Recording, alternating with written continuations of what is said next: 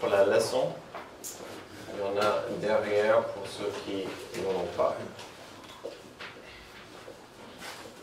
Alors, donc, nous entrons dans la saison où on doit commencer de préparer pour notre culte spécial de Noël. Et donc, normalement, pendant environ 5-6 semaines, Amy prend ma classe. Et moi, je suis avec les adultes en bas à 10 heures pour écouter Antoine, Xavier. Et puis, en même temps, je voulais développer cette série de leçons pour mieux enseigner aux jeunes dans la foi comment un peu la Bible va ensemble, comment elle est bien tissée ensemble. Et puis, au fur et à mesure, d'enseigner quelques bases de la doctrine importante, etc. Et puis, donc, c'était plus facile, logistiquement, de faire ça tous ensemble. Donc, ce qu'on va faire pendant les 6 semaines à venir sera un mélange de plusieurs choses, mais à la base, c'est de voir, on va commencer à Genèse, et on va suivre ce que j'ai appelé le chemin de la rédemption. Alors, nous allons commencer cette série d'études sur le plan de Dieu pour l'humanité, le chemin de la rédemption. Alors, tu peux quand même changer.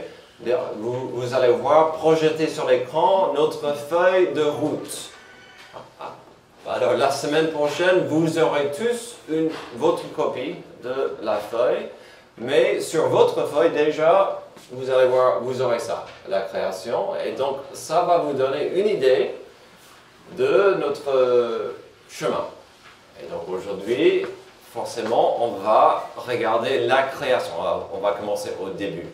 Et puis, au fur et à mesure, on va suivre. Je ne vais pas tout expliquer cette carte parce que je veux que vous vous posiez des questions tout au long de la série. Voilà. Alors, théoriquement, quelqu'un qui enseigne ce programme peut aller aussi vite ou lentement qu'il veut. Je peux aller aussi profond ou, comme dans notre situation, on est obligé de faire un survol. Et donc, ayant dit ça, en 6 leçons, en 6 semaines, nous ferons que la moitié de ce que vous voyez sur l'écran. Et donc, on va reprendre ça avec ce même rythme au printemps.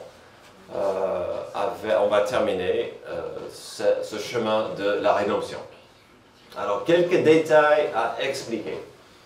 La semaine prochaine, vous aurez tous une copie de la carte derrière vous. Je vous encourage de l'amener avec vous chaque dimanche. D'accord, la semaine après.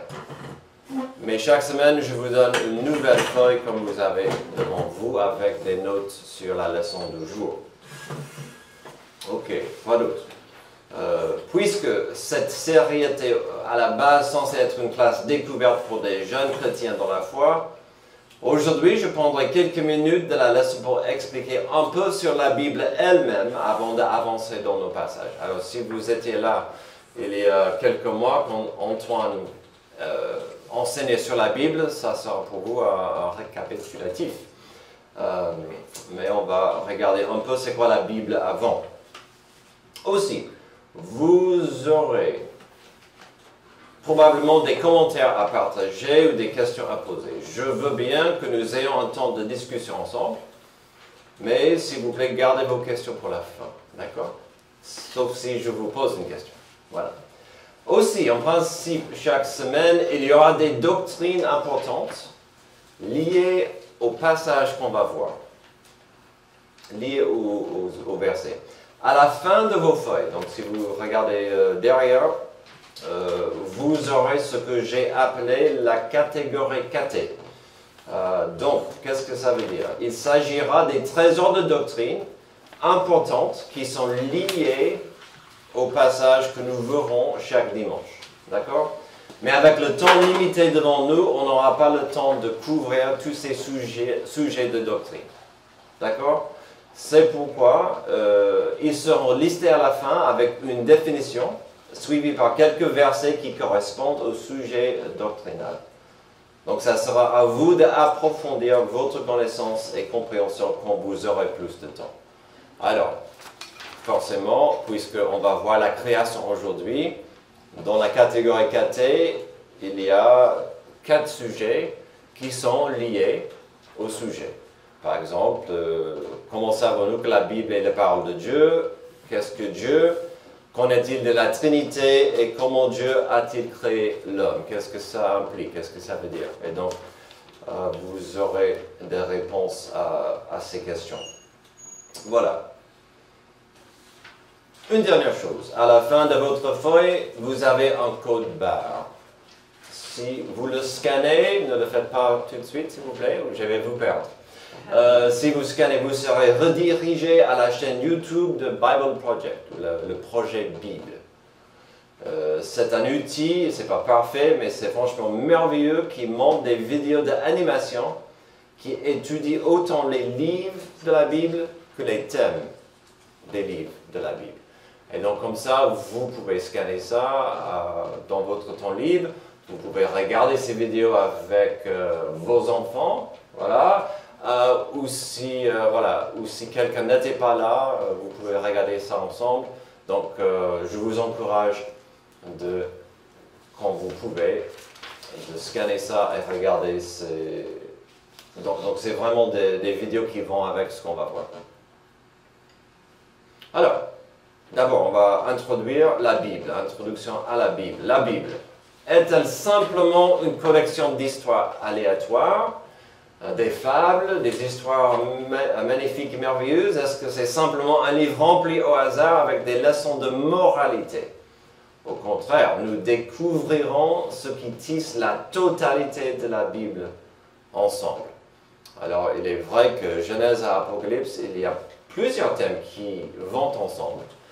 Mais vous avez deviné, un des plus grands thèmes, c'est la rédemption. Cette notion que Dieu veut avoir une relation intime de paix et d'amour avec nous.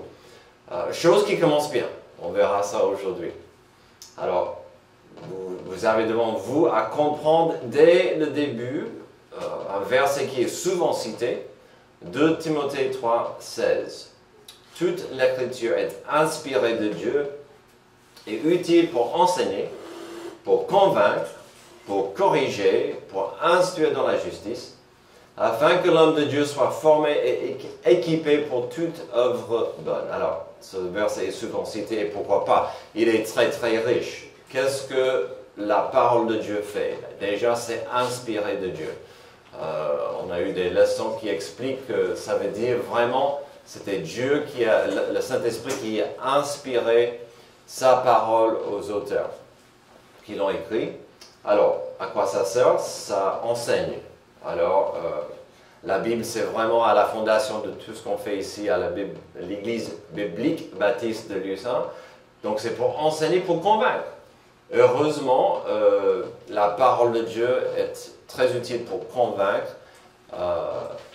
Je ne suis pas très éloquent, ni très très intelligent. Heureusement, il faut juste que je puisse communiquer la parole de Dieu pour enseigner. Pour corriger. Aussi, c'est important de pouvoir corriger des problèmes, des erreurs, pour instruire dans la justice. Donc, vous connaissez ce passage. Pourquoi? Afin que l'homme de Dieu soit formé et équipé pour toute œuvre bonne. Tout au long de la Bible, on voit que vraiment, on est censé pratiquer les bonnes œuvres. C'est vraiment une façon de montrer notre foi, c'est l'obéissance. Alors, ce qu'on oublie souvent, on aime bien ce passage, ce verset, pourquoi pas, c'est utile, mais quand Paul l'a écrit, on oublie qu'à ce stade, toute l'écriture qu'ils avaient, c'était l'Ancien Testament. Donc, je pense que Paul, quand il a écrit ça, il comprenait ce qu'il faisait. Il parlait de ce qu'il faisait en ce moment, il parlait de ce que Pierre allait écrire, ce que Jacques allait écrire, ce que Marc allait écrire, Pierre. Mais, à ce stade, il parlait aussi de tout l'Ancien Testament. Et parfois, on oublie que ce passage nous rappelle de l'importance que comme il dit, toute l'écriture est vitale, précieuse et importante. Donc, on va continuer. En parlant de la Bible, le saviez-vous? Le mot Bible vient du mot grec Biblos qui signifie, alors, voilà voilà, livre. Merci Sébastien. Peut-être il a déjà écrit dans ses notes. Livre. Elle contient 66 livres. Alors, Ethan et Eva connaissent ça parce qu'ils ont bien chanté ça il y a quelques semaines. Bon, je ne vais pas leur demander de rechanter tout de suite. Mais certains de ces livres, entre guillemets, sont des lettres adressées à des individus ou à des groupes. Elle a été écrite par au moins 40 auteurs différents sur une période de 1500 ans. Alors, je ne sais pas pour vous, mais beaucoup de Bibles, c'est magnifique comment la Bible est organisée. Si vous avez un peu au début la table, vous pouvez quand même constater que c'est organisé pas mal. On a les 5 premiers livres sont les livres, la Pentateuque, écrits par Moïse, les livres de la loi et le début. Après, vous avez les livres historiques, après poésie, sagesse, après les prophètes, majeurs et petits et grands prophètes. Même chose pour le Nouveau Testament, c'est organisé, même chose.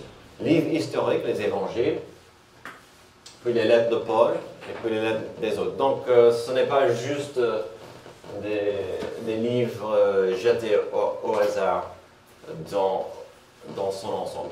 Violette, si tu veux, il y a des feuilles pour mieux suivre. Donc, il faut juste trouver ta feuille. Voilà. L'Ancien Testament a été écrit principalement en hébreu. Le Nouveau Testament a été écrit en grec. Le mot testament signifie alliance ou accord. L'Ancien Testament, c'est l'alliance que Dieu a conclue avec l'homme au sujet de son salut avant la venue du Christ.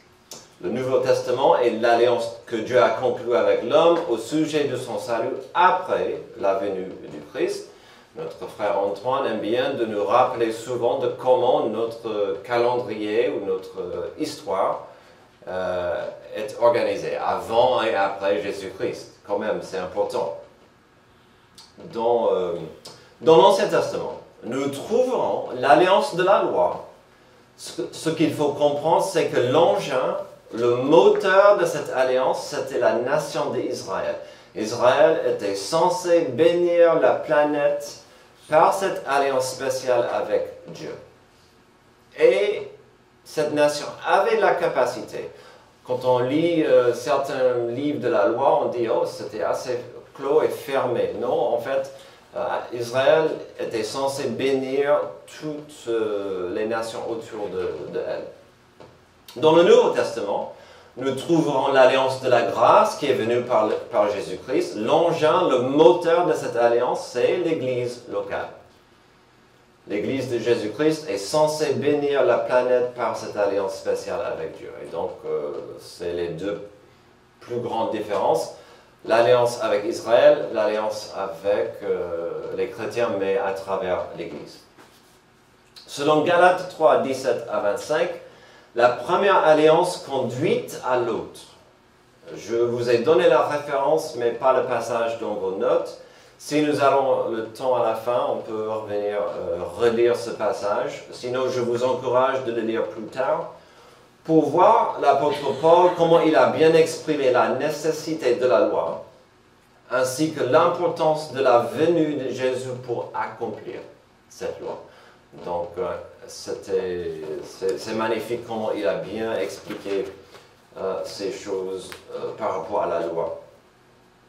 Donc, on a vu vite fait c'est quoi la Bible. On va maintenant regarder la deuxième partie de la leçon, la création. Puisqu'on suivra le chemin du plan de Dieu pour notre planète, pourquoi ne pas commencer au début?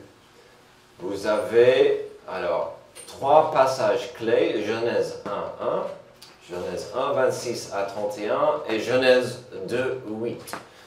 Alors, on verra Genèse 1, 1. Vous avez aussi dans vos notes Genèse 1, 26 à 31. Hier soir, bien après que j'ai imprimé toutes les copies pour vous, j'ai découvert que j'ai loupé Genèse 2:8 dans vos notes. C'est pas grave, on peut le lire plus tard à la fin à voix haute. Vous allez comprendre, c'est pas très très grave, mais je vais corriger ça pour l'avenir. Alors, d'abord, au commencement, Dieu. Genèse 1:1, au commencement, Dieu créa le ciel et la terre. Alors, il y a plusieurs choses dans ce petit verset profond, plusieurs choses importantes à voir, vous les avez. Avant de voir cette petite liste, déjà, il est intéressant de voir l'importance des mots « Dieu dit ». Je n'ai pas compté, je vous encourage plus tard de lire le chapitre 1 et compter combien de fois c'est écrit « Dieu dit ». Si vous allez le faire comme moi, je suis nul en maths, si vous allez compter avec vos doigts, ne portez pas des gants, parce que c'est plus que 5 fois. D'accord? Dieu dit, Dieu dit, Dieu dit, Dieu dit, Dieu dit. Et plusieurs fois, juste en Genèse 1, on va voir cette notion, Dieu dit. Il y a une implication forte que sa parole est puissante. Il n'a pas dû faire une formule, passer ses bras ou faire un geste. Il a ordonné. Dieu dit et ça fut. C'est magnifique. Et puis, quand vous lisez Jean chapitre 1, on voit un peu la même chose. Jean était inspiré quand il a commencé son évangile. Et on voit les parallèles avec Genèse 1 et Jean 1. Ce qui est très intéressant, Jean va faire le lien que la parole au Genèse, au début, était Jésus. Et donc c'est magnifique de voir même que la parole de Dieu est puissante, mais aussi c'est un des noms de Jésus. C'est un mystère qu'on a du mal à saisir, c'est pas grave. Jésus est aussi la parole vivante de Dieu. Et donc la parole est puissante, Dieu a proclamé la création dans son existence. Alors, qu'est-ce que nous pouvons constater ou apprendre? Que Dieu existe. Il y a ça. Vous avez ça dans vos notes. Et il existait quand? Il existait avant la création de toutes choses. Ça, c'est important. Dans notre compréhension de temps, ça fait mal parfois à nos cervelles de dire que Dieu existait avant. Dieu n'a pas été créé, il a créé. Dieu existait, il est éternel, il existait avant la création. Donc il était là, il a créé tout ce qu'on voit. Et donc ça fait partie de la majesté, la grandeur de Dieu. Il a tout créé, et puis toute sa création était parfaite, était bon. Et on verra ça dans la suite. Donc première chose, Dieu existe, il existait avant la création, il a tout créé. Et tout était bon. Quand vous lisez, je vous encourage de lire Genèse 1 et 2, on n'a pas le temps de tout lire aujourd'hui, mais vous allez voir que Dieu a dit, et après Dieu disait que c'était bon. Sa création était bon, il était très content avec la création parfaite. Deuxième petit sujet, Dieu a créé les humains à son image. Genèse 1, 26 à 31. Encore cette phrase clé que j'ai citée tout à l'heure. Puis Dieu dit, faisons l'homme à notre image, à notre ressemblance, qui domine sur les poissons de la mer, sur les oiseaux du ciel, sur le bétail, sur toute la terre, sur tous les reptiles qui rampent sur la terre. Dieu créa l'homme à son image. Il les créa à l'image de Dieu, il créa l'homme et la femme. Dieu les bénit et leur dit, reproduisez-vous, devenez nombreux, remplissez la terre et soumettez-la. Dominez sur les poissons de la mer, sur les oiseaux du ciel, sur tout animal qui se déplace sur la terre. Dieu dit aussi, je vous donne toute herbe à graines sur toute la surface de la terre, ainsi que toute arbre portant des fruits avec pépins ou noyaux, ce sera votre nourriture. à tout animal de la terre, à tout oiseau du ciel et à tout ce qui déplace sur la terre, à ce qui est animé de vie, je donne toute herbe verte pour nourriture. Cela se passa ainsi. Dieu regarda tout ce qu'il avait fait et constata que c'était très bon. Il y eut un soir, il y eut un matin, ce fut le 6e jour. Alors, voilà. Donc, un passage très important de voir que à la fin, il y avait les jours, la création, l'homme et la femme, et puis cette notion de l'homme créé dans l'image de Dieu. Alors, vous avez dans vos notes, je pense, Adam et Ève, oui, étaient les 2 premiers humains. Comme le reste de la création, ils étaient parfaits. Alors, ça commence bien, cette histoire. Ils devaient se multiplier et remplir la terre.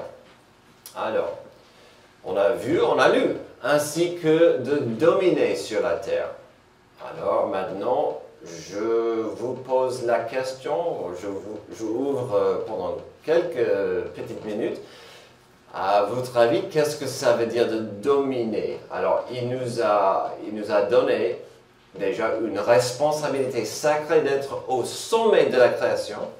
Il y a pas mal de gens qui aimeraient mettre la planète elle-même au sommet, ou peut-être des arbres ou certains animaux. Je ne suis pas contre la notion de prendre soin de la création, mais on voit que Dieu a dit clairement à Adam et Ève, déjà, il faut remplir la terre, mais c'est à vous de dominer la terre. Alors, qu'est-ce que vous en pensez? Qu'est-ce que ça veut dire? N'ayez pas peur. Est-ce que ça veut dire de marteler, de marcher, de détruire? Est-ce qu'on est censé être des écolos? Lydie, tu veux? Il les a créés, ils étaient parfaits. Et quand il dit que vous pouvez dominer la terre, est-ce que c'était au moment où ils étaient encore parfaits? C'est là la question. Est-ce que c'était au moment où ils étaient encore parfaits qu'ils devaient dominer la terre? Ou c'est avant le péché. C'était avant le péché. C'était avant le péché. C'était avant le péché. Et on verra, bien sûr, la semaine prochaine, ça sera la chute. Et une partie de la malédiction, c'était de dire à Adam, tu dois toujours prendre soin de la planète, mais elle ne sera plus ton amie. Elle sera, tu auras du mal à vivre en paix sur cette planète.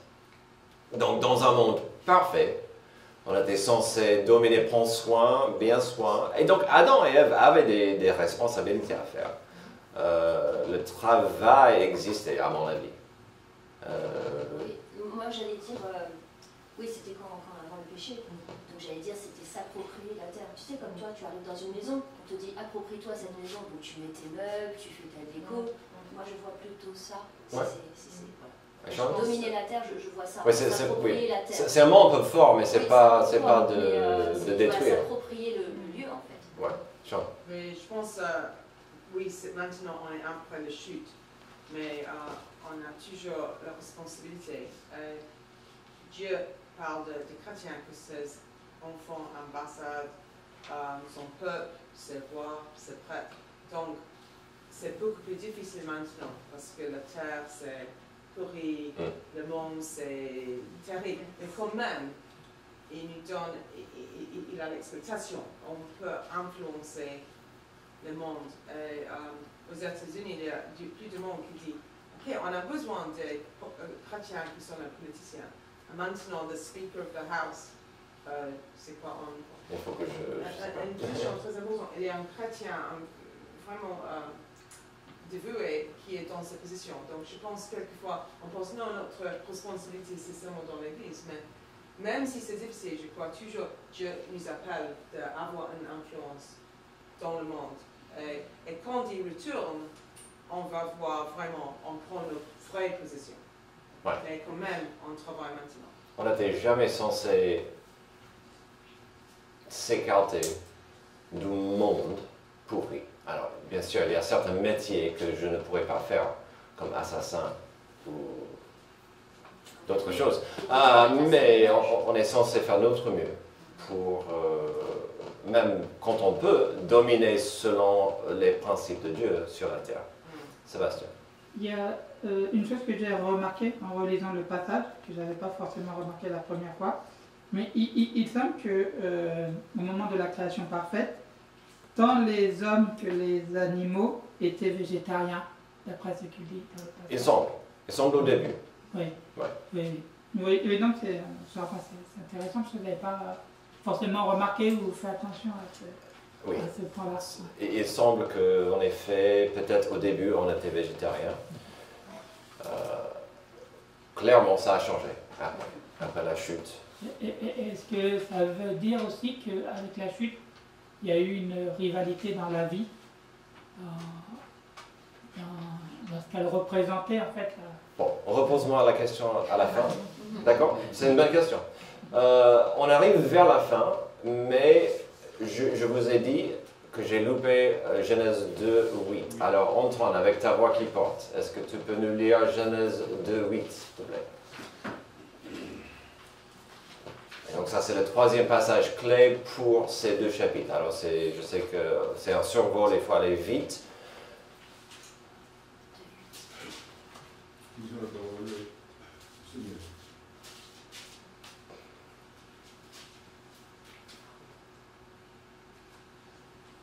Puis l'Éternel Dieu planta un jardin en Éden, du côté de l'Orient, et il y mit l'homme qu'il avait formé.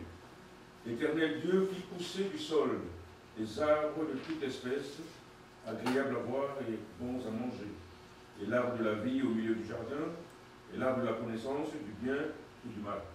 Voilà. Donc tout était bon, tout était parfait, tout était en place pour que l'homme et Dieu aient une relation de paix et d'amitié qui nous mène à notre conclusion. Le début de la Genèse nous présente rapidement Dieu et son œuvre créatrice qui culmine avec la création d'Adam et d'Ève. Toute la création de Dieu était parfaite et sa relation avec eux était parfaite. Si le thème de la rédemption sera universel pendant nos études, forcément, on doit avoir de la mauvaise nouvelle bientôt. Forcément, la prochaine leçon sera fondamentale pour mieux comprendre la gravité de la corruption de l'histoire de l'humanité. Comme beaucoup de belles histoires, ça commence, c'est magnifique, c'est parfait, et puisque Dieu a créé ce monde, tout a commencé merveilleusement, parfaitement. Forcément, vous comprenez bien, si on a survolé Genèse 1 et 2, jusqu'à là, on n'a pas besoin de la rédemption. On n'a pas besoin de parler trop de péché. Mais avec Genèse 2, 8, on voit cette notion qu'on va développer la semaine prochaine de la chute, de pourquoi Adam et Ève sont tombés, pourquoi, qu'est-ce qui s'est passé, comment le diable a pu faire ça. Toujours la question de pourquoi Dieu a permis ces choses à arriver. Et donc, mais le but de Genèse 1 et 2, c'est vraiment de montrer que Dieu a voulu commencer une relation d'amitié avec l'homme et tout était parfait, pas ruiné. Je dis souvent, tout ce que le péché touche, il détruit. Et donc ça malheureusement sera, mais c'est important de voir, on verra ça la semaine prochaine. Alors, comme j'ai dit, vous avez, si vous voulez, vous avez la catégorie KT avec, maintenant peut-être vous comprenez mieux les 4 thèmes que j'ai mis pour la catégorie KT, plus sur la Bible. Qu'est-ce que Dieu, qu'en est-il de la Trinité et comment Dieu a-t-il créé l'homme? Ça va parler un peu de qu'est-ce que ça veut dire que l'homme ait été créé dans l'image de Dieu. Alors, Maintenant, on est au stade où on peut poser plus de questions ou avoir plus de discussions. On a vu beaucoup de choses en peu de temps, mais maintenant c'est à vous de poser des questions ou d'ajouter des choses. Ça. Je reprends au début en fait, on a 2 Timothée 3,16 et Oui. je nous parle de l'apôtre Paul. C'est l'apôtre Paul qui a écrit 2 Timothée? Oui. Ça je ne sais pas. Ouais. Il a écrit quel livre exactement Paul? Parce que ça c'est vrai qu'on ne connaît pas. Oui, donc il a écrit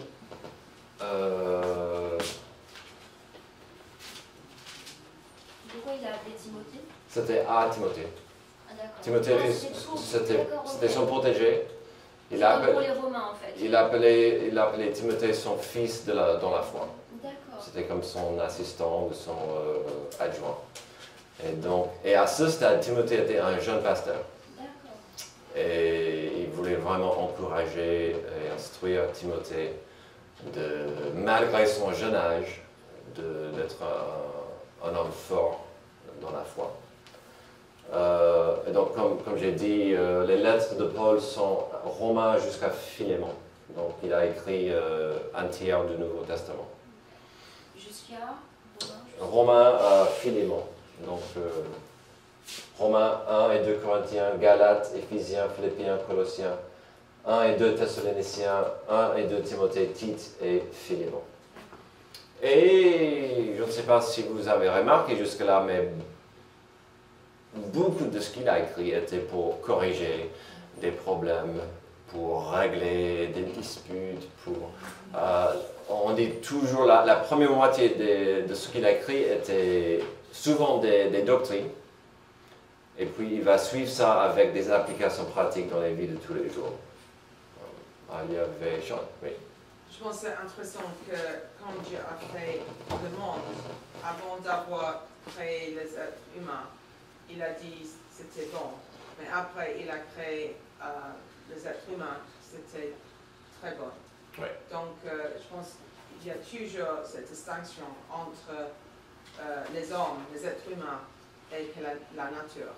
Et maintenant, avec un effort politique, on peut changer ça, que le monde, le climat, tout ça, c'est plus important que les êtres humains. Bien sûr, on doit protéger ce qu'on a, c'est notre responsabilité, mais pas si on doit toujours élever les besoins des êtres humains, qui sont le plus important de la création. C'était trop tard pour moi d'imprimer ou de le prendre, mais j'ai vu quelque chose hier soir qui m'a frappé sur ça. Dieu a dit, quand il a créé les poissons, il a parlé à l'eau. Quand il a créé la verdure, il a parlé à la terre. Quand il a créé l'homme, il a parlé à lui-même. Si vous sortez le poisson de l'eau, il va mourir. Si vous sortez l'arbre de la terre, il va mourir. En principe, si l'homme est séparé de Dieu, il aura du mal à survivre. En principe. Oui, j'ai trouvé ça magnifique. Alors, Rostand, et puis on va... C'était dans la continuité de la pensée. On constate que toujours dans les notes de jeunesse, quand il y a un ordre, Ouais. et on voit que l'homme vient au 6e jour. Et après, il reçoit comme une forme de délégation de pouvoir. Ouais. Ce que je faisais les 5 jours précédents, je lui donne le pouvoir, la délégation de côté. Ensuite, 7e jour, je me repose.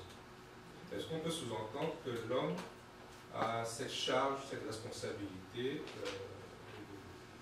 de devoir prendre soin de ce qui a été fait les 5 premiers jours?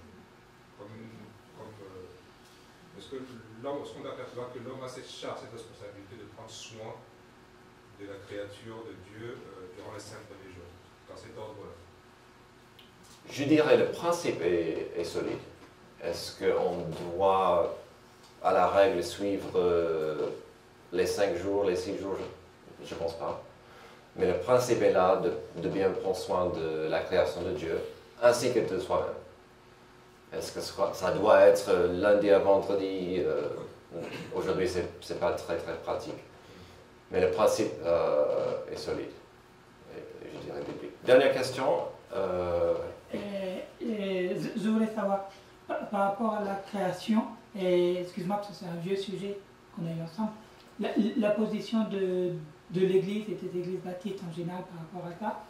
Est-ce que c'est plutôt considérer que Dieu, il parle de la création du monde, donc celui qui va chuter après, donc le monde tel que nous le connaissons imparfait et qui était parfait avant la chute d'Adam, ou est-ce qu'il parle de la création de l'univers? Qu'est-ce que... Ah, je sais, ça paraît un peu bizarre ma question. Moi je pense, maintenant avec les connaissances que j'ai et le peu que je connais de la Bible, je pense qu'il s'agit plutôt de la création du monde et que du coup tout a été créé, donc du coup à ce moment-là l'univers était déjà créé.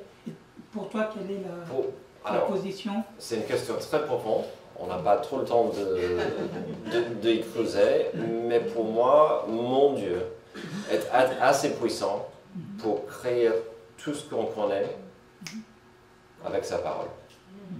Et donc, le plus qu'on découvre, le plus qu'on voit que l'univers est grand, Dieu est assez grand pour faire ça dans un instant, qui dépasse notre intelligence.